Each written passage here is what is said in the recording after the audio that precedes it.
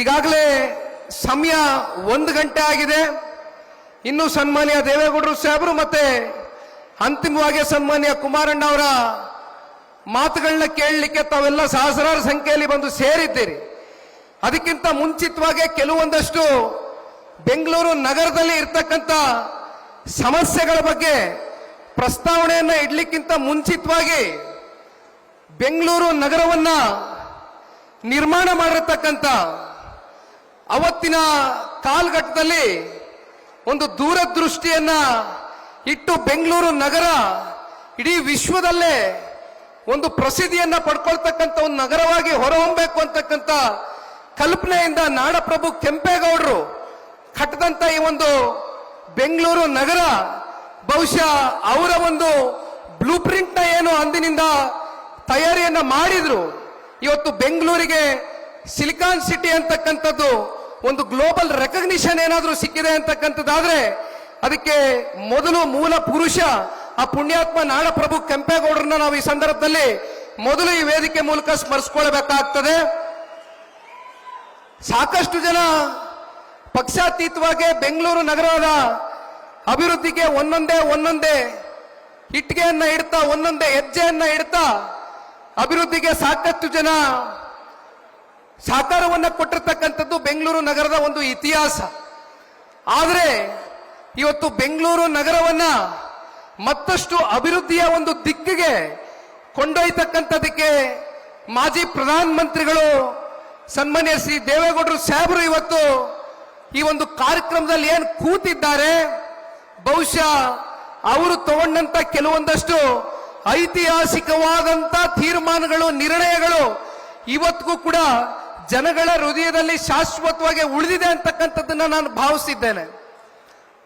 ಸನ್ಮಾನ್ಯ ದೇವೇಗೌಡರು ಸಾಹೇಬರು 94ನೇ ಇಸ್ವಿಯಲ್ಲಿ ಇವತ್ತೇನು ಸಾಕಷ್ಟು ಐಟಿ ಸೆಕ್ಟರ್ಗೆ ಖ್ಯಾತಿಯನ್ನ ಹೊಂದಿರತಕ್ಕಂಥ ಬೆಂಗಳೂರು ನಗರ, ಅಂದಿನ ಕಾಲಘಟ್ಟದಲ್ಲಿ ಅವರು ಮುಖ್ಯಮಂತ್ರಿಗಳಾದಂಥ ಸಂದರ್ಭದಲ್ಲಿ ಸಿಂಗಾಪುರಿನ ಸರ್ಕಾರದ ಜೊತೆಯಲ್ಲಿ ಮಾತನಾಡಿ ಒಂದು ಖಾಸಗಿಯ ಒಂದು ಕಂಪನಿಯನ್ನ ವೈಟ್ ಫೀಲ್ಡ್ ನಲ್ಲಿ ITPL ನಲ್ಲಿ 69 ಎಕರೆ ಭೂಮಿಯನ್ನ ಕೊಡುವ ಮೂಲಕ 40,000 ಜನ ಯುವಕರಿಗೆ ಅಂದಿನ ಕಾಲದಲ್ಲಿ ಉದ್ಯೋಗವನ್ನ ಕೊಡ್ತಕ್ಕಂಥ ಕೆಲಸ ಮಾಡಿದ್ದು ಇದೇ ಪುಣ್ಯಾತ್ಮ ಸನ್ಮಾನ್ಯ ದೇವೇಗೌಡರು ಸಾಹೇಬರು. ಅಲ್ಲಿಂದ ನಿಮಗೆ ಇತಿಹಾಸ ಗೊತ್ತಿದೆ. ಮತ್ತಷ್ಟು ಪ್ರೋತ್ಸಾಹವನ್ನ ಕೊಡಬೇಕು. ITBT ಸೆಕ್ಟರ್ ಇಡೀ ದೇಶದಲ್ಲಿ ಬೆಂಗಳೂರು ನಗರದಲ್ಲಿ ಅತಿ ಹೆಚ್ಚು ಸ್ಥಾಪನೆ ಆಗಬೇಕು ಅಂತಕ್ಕಂಥ ಕಲ್ಪನೆಯಿಂದ ಒಂದು ಕನಸನ್ನ ಒತ್ತಿ ಸನ್ಮಾನ್ಯ ದೇವೇಗೌಡರು ಸಾಹೇಬರು ತೆರಿಗೆ ವಿನಾಯಿತಿಯನ್ನ ಘೋಷಣೆಯನ್ನ ಮಾಡ್ತಾರೆ, ಟ್ಯಾಕ್ಸ್ ಹಾಲಿಡೇನ ಡಿಕ್ಲೇರ್ ಮಾಡ್ತಾರೆ. ಅದರಿಂದ ಇವತ್ತು ಬೆಂಗಳೂರು ನಗರದಲ್ಲಿ ಸಾಕಷ್ಟು ದೊಡ್ಡ ಹೆಸರಾಂತ ಕಂಪನಿಗಳು ಇವತ್ತು ಬೆಂಗಳೂರು ಅಂತಕ್ಕಂಥ ನಗರದಲ್ಲಿ ಸ್ಥಾಪನೆ ಆಗುವ ಮೂಲಕ ಸಾಕಷ್ಟು ಜನ ಯುವಕರಿಗೆ ಇಂದಿನ ದಿನದವರೆಗೂ ಕೂಡ ಉದ್ಯೋಗ ಸೃಷ್ಟಿಯಾಗಿರ್ತಕ್ಕಂಥದ್ನ ನಾವೆಲ್ಲರೂ ಕೂಡ ನೋಡಿದ್ದೇವೆ. ಇವತ್ತು ಮಾತನಾಡ್ತೇವೆ.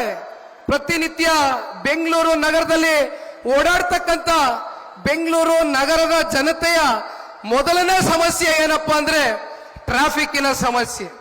ನೀವು ಎಲ್ಲಿಂದ ಎಲ್ಲಿಗೆ ಹೋಗಬೇಕು ಅಂತ ಹೇಳಿದ್ರು ಗಂಟುಗಟ್ಟಲೆ ನೀವು ನಿಮ್ಮ 2 ವೀಲರ್ಗಳಲ್ಲಿ, ನಿಮ್ಮ 4 ವೀಲರ್ಗಳಲ್ಲಿ ಅಥವಾ ನೀವೇನೋ ಒಂದು ಮೆಟ್ರೋನಲ್ಲಿ ಹೋಗ್ತಕ್ಕಂಥದ್ದು ಒಂದು ಬಿಟ್ರೆ ಇವತ್ತು ಬಸ್ಗಳಲ್ಲಿ ಕೂಡ ನೀವು ಪ್ರಯಾಣವನ್ನ ಮಾಡಬೇಕಾದ್ರೆ ಗಂಟುಗಟ್ಟಲೆ ನೀವು ಟ್ರಾಫಿಕ್ ನ ಸಮಸ್ಯೆಗೆ ಒಳಗಾಗಿದ್ದೀರಿ. ಸನ್ಮಾನ್ಯ ದೇವೇಗೌಡರು ಸಾಹೇಬರು ಬೆಂಗಳೂರು ನಗರದಲ್ಲಿ ಫ್ಲೈಓವರ್ ಅಂತಕ್ಕಂಥ ಕಾನ್ಸೆಪ್ಟ್ ಅನ್ನ ತಂದಂತದ್ದು ಸಿರ್ಸಿ ಫ್ಲೈಓವರ್ ಬಹುಶಃ ಅದು ಸನ್ಮಾನ್ಯ ದೇವೇಗೌಡರು ಸಾಹೇಬರ ಕಾಲ್ಘಟ್ಟದಲ್ಲಿ ಬೆಂಗಳೂರು ನಗರಕ್ಕೆ ಮೊದಲನೆಯ ಫ್ಲೈಓವರ್ ಆದಂತದ್ದು ಬಹುಶಃ ಅದು ಒಂದು ದೊಡ್ಡ ಇತಿಹಾಸ. ಈಗ ಬೇಸಿಗೆಗಾಲ ಬಂದಿದೆ. ಈಗ ಎಲ್ಲ ಜನಕ್ಕೆ, ಬೆಂಗಳೂರು ನಗರದ ಜನಕ್ಕೆ ಬೇಕಾಗಿರ್ತಕ್ಕಂಥದ್ದು ಕುಡಿಯುವ ನೀರು.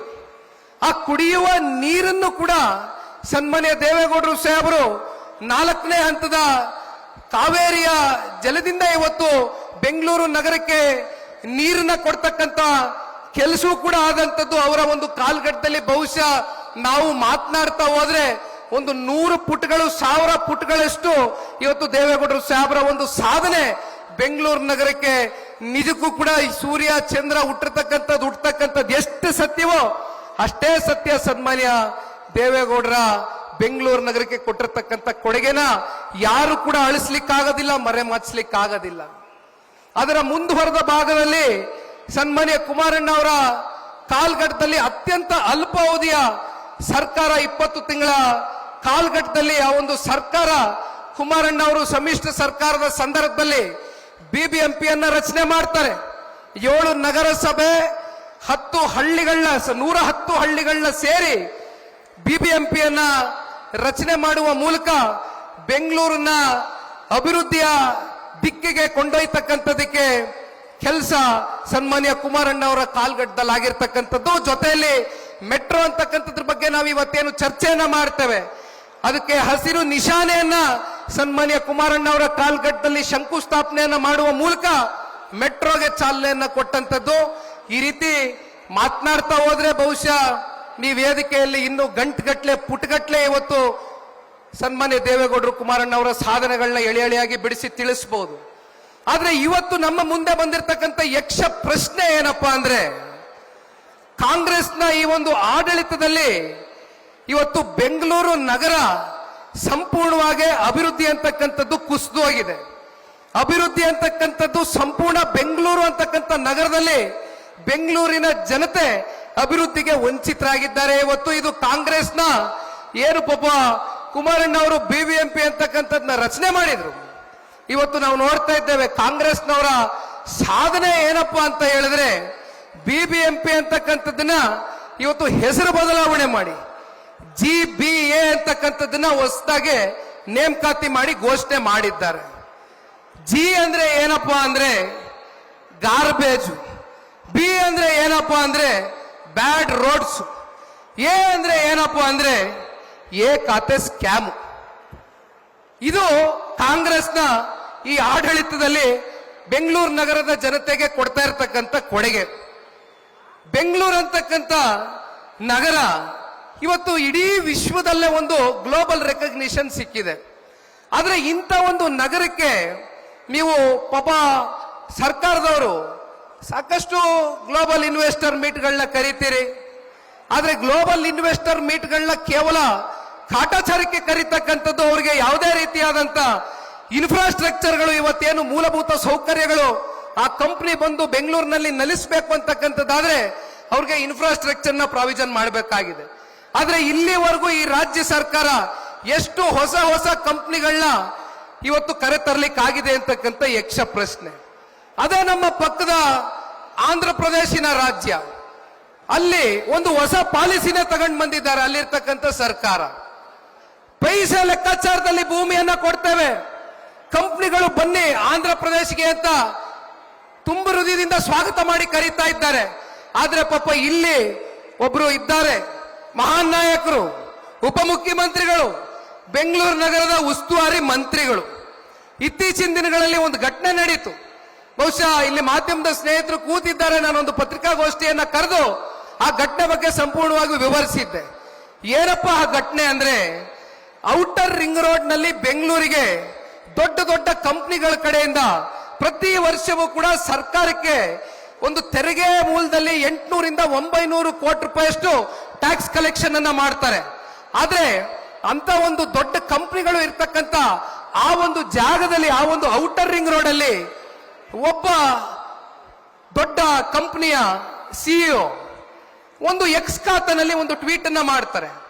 ಪ್ರತಿನಿತ್ಯ ನಮ್ಮ ಆಫೀಸ್ನಲ್ಲಿ ಕೆಲಸ ಮಾಡ್ತಕ್ಕಂಥವ್ರು, ನಮ್ಮ ಕಂಪನಿನಲ್ಲಿ ಕೆಲಸ ಮಾಡ್ತಕ್ಕಂಥವ್ರು ಪ್ರತಿನಿತ್ಯ ಏನು ಮನೆಯಿಂದ ಆಫೀಸ್ಗೆ ಬರ್ತಾರೆ, ಆಫೀಸಿಂದ ಮನೆಗೆ ತೆರಳ್ತಾರೆ. ಇಲ್ಲಿ ರಸ್ತೆ ಯಾವುದು, ಅಥವಾ ಇಲ್ಲಿ ಚರಂಡಿ ಎಲ್ಲಿದೆ, ಅಥವಾ ಇಲ್ಲಿ ಯಾವ ರೀತಿ ನಾವು ಸಂಚರಿಸಬೇಕು ಅಂತಕ್ಕಂಥದ್ದು ಗೊತ್ತಾಗ್ತಾ ಇಲ್ಲ. ಸಿಕ್ಕಾಪಟ್ಟೆ ಧೂಳು ಎದ್ದೇಳ್ತದೆ. ಮಗಕ್ಕೆ ಕರ್ಚೀಫ್ ಕಟ್ಕೊಂಡು ಬಟ್ಟೆ ಕಟ್ಕೊಂಡು ನಮ್ಮ ಕಂಪ್ನಿಯವರು 2 ತಾಸು 2 ಗಂಟೆ ಇವತ್ತು ಪ್ರತಿನಿತ್ಯ ಮನೆಯಿಂದ ಆಫೀಸ್ಗೆ, ಆಫೀಸಿಂದ ಮನೆಗೆ ಸಂಚಾರ ಮಾಡ್ತಕ್ಕಂಥ ಪರಿಸ್ಥಿತಿ ಔಟರ್ ರಿಂಗ್ ರೋಡ್ ಅಲ್ಲಿ ನಿರ್ಮಾಣ ಆಗಿದೆ ಅಂತಕ್ಕಂಥ ಅಸಹಾಯಕದ ಮಾತುಗಳನ್ನ ಆ ಕಂಪನಿಯ ಒಬ್ಬ ಸಿಇಒ ಆಡಿದಂತ ಸಂದರ್ಭದಲ್ಲಿ ಈ ರಾಜ್ಯವನ್ನ, ಜೊತೆಯಲ್ಲಿ ಬೆಂಗಳೂರು ನಗರವನ್ನ ಪಾಪ ಪ್ರತಿನಿಧಿಸ್ತಾ ಇರ್ತಕ್ಕಂಥ ಉಸ್ತುವಾರಿ ಮಂತ್ರಿಗಳ ಕಡೆಯಿಂದ ನಾವೆಲ್ಲ ಏನ್ ಅಪೇಕ್ಷೆಯನ್ನ ಇಟ್ಕೊಳ್ಬೇಕಾಗಿತ್ತು ಅಂತ ಕಂಪನಿಯ ಒಂದು ಸಿಇಒಗೆ ಸೌಹಾರ್ದಿತ್ವ ಕರೆದು ಭೇಟಿ ಮಾಡಿ ಅಟ್ಲೀಸ್ಟ್ ಕನಿಷ್ಠ ಪಕ್ಷ ನನಗೊಂದು ಸಮಯ ಅವಕಾಶ ಕೊಡಿ, ಮುಂದಿನ ದಿನಗಳಲ್ಲಿ ಇವೆಲ್ಲವನ್ನ ಸರಿಪಡಿಸ್ಕೊಡ್ತೇನೆ, ಮತ್ತೆ ಇನ್ ಯಾವುದೇ ರೀತಿ ನೀವು ದುಡುಕಿ ನಿರ್ಧಾರವನ್ನ ತಗೊಂಡ್ಬೇಡಿ, ನಮ್ಮ ಬೆಂಗಳೂರು ನಗರದಲ್ಲೇ ಇರಬೇಕು ಅಂತಕ್ಕಂಥ ಆತ್ಮವಿಶ್ವಾಸವನ್ನ ಮೂಡಿಸಬೇಕಾಗಿತ್ತು. ಅಥವಾ ಅವರ ಹೇಳಿಕೆ ಬಹುಶಃ ನ್ಯಾಷನಲ್ ಮೀಡಿಯಾಗಳೆಲ್ಲ ದೊಡ್ಡ ಚರ್ಚೆ ಆಯ್ತು. ಯಾವ ಒಂದು ಕಂಪ್ನಿ ಸಿಇಒ ಅವನ ಅಸಹಾಯಕತೆಯನ್ನ ಹೊರಗಾಕ್ತ, ಅವನನ್ನ ನೀ ಬೇಕಾದ್ರೆ ಈ ಬೆಂಗಳೂರು ನಗರದಲ್ಲಿ ಇದ್ರಷ್ಟು ಬಿಟ್ರಷ್ಟು ನೀನು ಹೋಗಬಹುದು, ನನಗೆ ಬ್ಲಾಕ್ ಮೇಲ್ ಅಂತಕ್ಕಂಥದ್ದು ನಡೆಯೋದಿಲ್ಲ ಅಂತಕ್ಕಂಥ ಧಮಕಿಯನ್ನ ಹಾಕಿ ದೌರ್ಜನ್ಯವನ್ನ ಎಸೆತಾ ಇರ್ತಕ್ಕಂಥ ಪಾಪ ನಮ್ಮ ಉಪಮುಖ್ಯಮಂತ್ರಿಗಳು. ಇದನ್ನೇ ನೋಡ್ತಾ ಕಾದು ಕುಳ್ತಾ ಆಂಧ್ರ ಪ್ರದೇಶಿನ ಮುಖ್ಯಮಂತ್ರಿಗಳು ಚಂದ್ರಬಾಬು ನಾಯ್ಡು ಅವರ ಸುಪುತ್ರರು ಅವರು ಅದಕ್ಕೆ ಮತ್ತೆ ಮರು ಟ್ವೀಟ್ ಅನ್ನ ಮಾಡ್ತಾರೆ. ಆ ಸಿಇಒ ಏನಿದ್ದಾರೆ, ಆ ಕಂಪನಿಯ ಸಿಇಒ, ಬನ್ನಿ ತುಂಬೃದಿನ ಸ್ವಾಗತ ಮಾಡ್ತೇವೆ, ಆಂಧ್ರ ಪ್ರದೇಶಕ್ಕೆ ಬನ್ನಿ, ನೀವು ಕೇಳಿದ ಇನ್ಫ್ರಾಸ್ಟ್ರಕ್ಚರ್ ಕೊಡ್ತೇವೆ, ನಿಮ್ಗೆ ಸಹಕಾರ ಕೊಡ್ತೇವೆ ಅಂತ ಹೇಳ್ತಾರೆ. ಅಂದ್ರೆ ನಮ್ಮ ಬೆಂಗಳೂರು ನಗರದ ಪರಿಸ್ಥಿತಿ ಎಲ್ಲಿಗೆ ತಗೊಂಡೋಗಿ ಒಡ್ಡಿದ್ದಾರೆ ಉಸ್ತುವಾರಿ ಮಂತ್ರಿಗಳು ಅಂತಕ್ಕಂಥದ್ದು ಆಲೋಚನೆ ಮಾಡಬೇಕು. ನಿರ್ಭೀತ, ನಿಷ್ಪಕ್ಷಪಾತ, ವಿಶ್ವಾಸಾರ್ಹ ಸುದ್ದಿಗಳಿಗೆ ಮತ್ತೊಂದು ಹೆಸರಾಗಿರೋ ನ್ಯೂಸ್ 18 ಕನ್ನಡ ಈಗ ಆಪ್ನಲ್ಲೂ ಲಭ್ಯ ಇದೆ. ದಯವಿಟ್ಟು ಇಲ್ಲಿರೋ QR ಕೋಡ್ ಅನ್ನ ಸ್ಕ್ಯಾನ್ ಮಾಡಿಕೊಂಡು ಆಪ್ ಡೌನ್ಲೋಡ್ ಮಾಡೋದಕ್ಕೆ ಮರಿಬೇಡಿ. ನಿಮ್ಮ ಬೆಂಬಲ ಹೀಗೆ ಸದಾ ನಮ್ಮೊಂದಿಗಿರಲಿ. ಧನ್ಯವಾದ.